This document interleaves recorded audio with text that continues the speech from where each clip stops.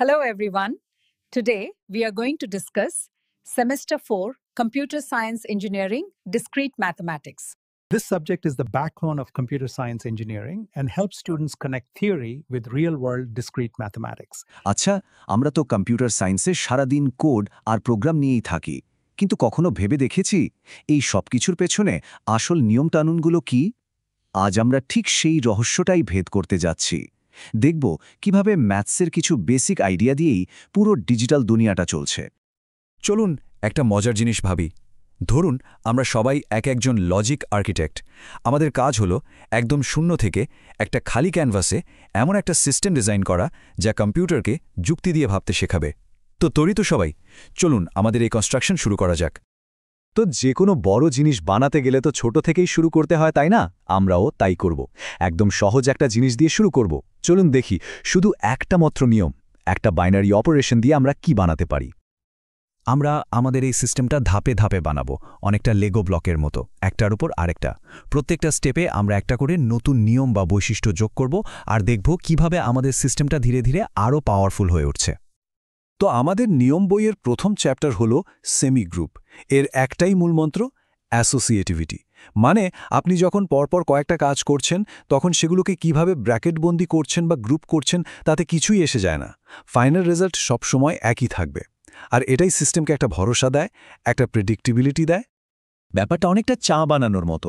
ধরুন আপনি আগে চিনি আর চা পাতা মেশালেন, তারপর দুধ দিলেন, অথবা আগে চা পাতা আর দুধ মিশিয়ে পরে চিনি দিলেন। কি মনে হয় চায়ের স্বাদ তো একই থাকবে, তাই না?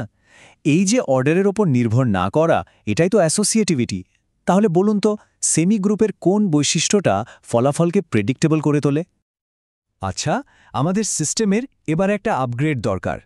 সেমি গ্রুপের সাথে যদি আমরা একটা স্পেশাল আইডেন্টিটি এলিমেন্ট যোগ করে দিই, তাহলেই আমরা পেয়ে যাই মনোয়েড।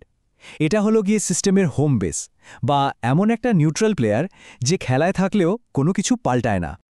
ব্যাপারটা খুবই চেনা, তাই না? যেমন ধরুন যোগ করার সময় 0 বা 0, আপনি 5-এর সাথে 0 যোগ করুন বা 100-র সাথে, রেজাল্ট তো সেই সংখ্যাটাই ফিরে আসে। এই শূন্যটাই হলো আইডেন্টিটি এলিমেন্ট। তাহলে সেমি গ্রুপ থেকে মনোয়েডে আসার জন্য আমরা এক্সট্রা কি যোগ করলাম? ওকে, আমাদের এক অপারেশনের সিস্টেমটা প্রায় তৈরি। এখন শুধু শেষ এবং সবচেয়ে পাওয়ারফুল নিয়মটা যোগ করার পালা। এটা যোগ করলেই আমাদের সিস্টেমটা একটা কমপ্লিট প্যাকেজ হয়ে যাবে। আর এই পাওয়ারফুল নিয়মটা হলো ইনভার্স।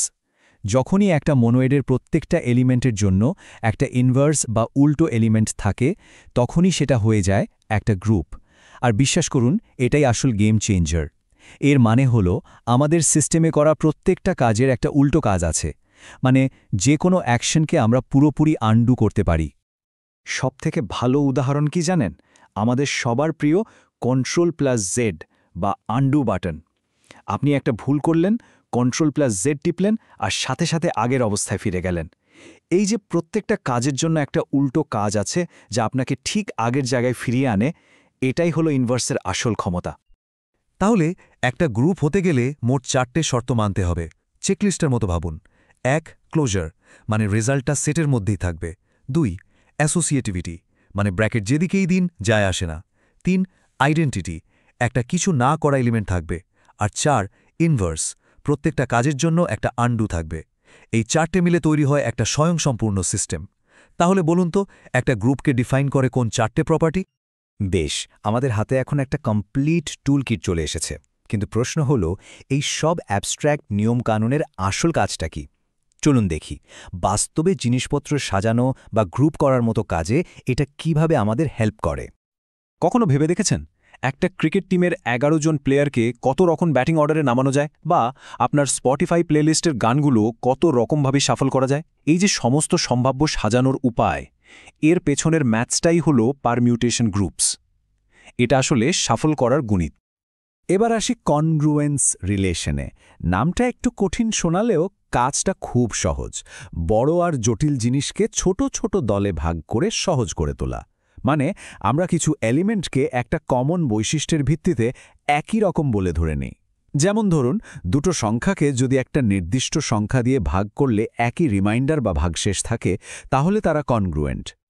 আমরা যারা কোডিং করি তারা তো সারাদিন মডিউলো অপারেটর বা পার্সেন্টেজ সাইনটা ব্যবহার করি। ভাবুন তো, এর সাহায্যে আমরা দুনিয়ার সমস্ত ইন্টিজারকে মাত্র দুটো বাকেটে ভাগ করে ফেলতে পারি। জোড় n% 2 ইজ ইকুয়াল টু 0 আর বিজোড় n%2 ইজ ইকুয়াল টু 1। এই যে অসীম সংখ্যাকে মাত্র দুটো দলে ভাগ করে ফেলা, এটাই হলো কংগ্রুয়েন্সের পাওয়ার। তাহলে মডিউলো অপারেটর কিভাবে ইনফাইনাইট সংখ্যাকে কয়েকটা সিম্পল বাকেটে ফেলে দেয়? এতক্ষণ আমরা যে দুনিয়াটা বানালাম সেখানে নিয়ম ছিল মাত্র একটা, কিন্তু বাস্তব দুনিয়াতে শুধু যোগ দিয়ে কাজ চলে না, গুণও লাগে, তাই না? তো এবার আমাদের আর্কিটেকচারকে আপগ্রেড করার সময় হয়েছে। এমন একটা সিস্টেম বানাতে হবে যা যোগ আর গুণ দুটো অপারেশনকেই একসাথে সামলাতে পারে। পার্থক্যটা তাহলে কোথায়? দেখুন, একদিকে আছে গ্রুপ, যার দুনিয়ায় একটাই অপারেশন, যেমন শুধু যোগ। অন্যদিকে আসছে রিং, যার দুনিয়ায় দুটো অপারেশন, যোগ আর গুণ, একসাথে রাজত্ব করে। একটা বড় পার্থক্য হল, গ্রুপে সবার ইনভার্স থাকতে হতো, কিন্তু রিংয়ের ক্ষেত্রে যোগের জন্য গ্রুপ তৈরি হলেও গুণের জন্য নিয়মটা একটু শিথিল। তো একটা রিং মানে হলো এমন একটা সেট যেখানে দুটো অপারেশন আছে, ধরুন যোগ আর গুণ, কিন্তু আসল ম্যাজিকটা হলো ডিস্ট্রিবিউটিভ ল। এটাই হলো সেই ব্রিজ যা এই দুটো অপারেশনকে একসাথে জুড়ে রাখে। এই নিয়মের জন্যই যোগ আর গুণ নিজেদের মধ্যে ঝামেলা না করে একসাথে মিলেমিশে কাজ করতে পারে। রিংয়ের থেকেও যদি আরও আপগ্রেড কিছু চান, তাহলে আসবে ইন্টিগ্রাল ডোমেন আর ফিল্ড। একটা ফিল্ড হলো বলতে পারেন আল্টিমেট সিস্টেম। এটা একটা পারফেক্ট ক্যালকুলেটরের মতো, যেখানে আপনি যোগ, বিয়োগ, গুণ, এমনকি শূন্য ছাড়া যে কোনো কিছু দিয়ে ভাগ সবকিছুই করতে পারবেন। তাহলে বলুন তো, কোন জিনিসটা একটা ফিল্ডকে অ্যারিথমেটিকের জন্য এত পারফেক্ট বানিয়ে তোলে? আচ্ছা, এতক্ষণ তো আমরা অনেক অ্যাবস্ট্রাক্ট নিয়মকানুন, গ্রুপ, রিং, ফিল্ড নিয়ে কথা বললাম, কিন্তু আসল প্রশ্ন হলো এই সবের সাথে আমাদের কম্পিউটারের সম্পর্কটা কোথায়? সম্পর্কটা কিন্তু একেবারে গোড়ায়। এটাই হলো কম্পিউটারের চিন্তা করার একদম মূল ভিত্তি। আমাদের এই লজিক বানানোর জার্নি শেষ স্টপেজ হলো বুলিয়ান অ্যালজেব্রা। কম্পিউটিংয়ের জন্য এটাই সবথেকে সহজ কিন্তু সবথেকে শক্তিশালী স্ট্রাকচার। এর দুনিয়ায় আছে মাত্র দুটো জিনিস, সত্যি আর মিথ্যে, মানে 1 আর 0, আর অপারেশনও মাত্র 3টে, অ্যান্ড, অর আর নট। প্রত্যেকটা ডিজিটাল সার্কিট, প্রত্যেকটা প্রসেসর কিন্তু এই ভাষাতেই কথা বলে। এই যে ট্রুথ টেবিলটা দেখছেন, এটা থেকেই বোঝা যায় বুলিয়ান অ্যালজেব্রার নিয়মগুলো কতটা সহজ আর প্রেডিক্টেবল। ভাবুন একবার, একটা প্রসেসরের ভেতরে যে কোটি কোটি লজিক গেটস আছে, তারা সবাই কিন্তু এই সহজ নিয়মগুলো মেনেই সমস্ত জটিল কাজ করে চলেছে। আর ডিএনএফ ও সিএনএফ, এগুলো হলো যে কোনো লজিক্যাল স্টেটমেন্টকে একটা স্ট্যান্ডার্ড ফরম্যাটে লেখার উপায়। আমরা কোডাররা যেমন একটা বিশাল জটপাকানো এফএলস লজিককে রিফ্যাক্টর করে একটা সিম্পল স্ট্যান্ডার্ড ফর্মে নিয়ে আসি, এটাও ঠিক সেরকম। লজিক একই থাকে, শুধু দেখতে সুন্দর আর ম্যানেজ করা সহজ হয়ে যায়। তো লজিক আর্কিটেক্ট হিসেবে আমাদের পুরো জার্নিটা একবার রিক্যাপ করা যাক। আর সবথেকে গুরুত্বপূর্ণ প্রশ্নটা হলো, এই সব অ্যাবস্ট্রাক্ট ম্যাথস জেনে আমাদের লাভটা কি? এটা ভবিষ্যতের জন্য কেন এত জরুরি? এই হলো আমাদের বানানো অ্যালজেব্রিক স্ট্রাকচারের সিঁড়ি। আমরা শুরু করেছিলাম শুধু অ্যাসোসিয়েটিভিটি দিয়ে, যেটা ছিল সেমি গ্রুপ। তারপর আইডেন্টিটি যোগ করে পেলাম মোনয়েড। এরপর ইনভার্স যোগ করে বানালাম গ্রুপ। আর শেষে দুটো অপারেশন এনে তৈরি করলাম রিং আর ফিল্ড। প্রত্যেকটা ধাপ আমাদের সিস্টেমকে আরও ক্ষমতা দিয়েছে।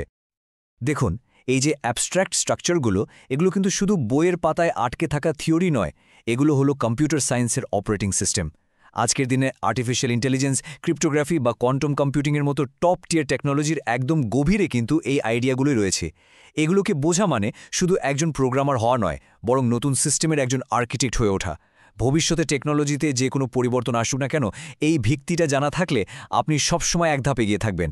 তাহলে এবার ভাবার বিষয় হলো, আমাদের এই লজিকের সিঁড়ির পরের ধাপটা কি হতে পারে?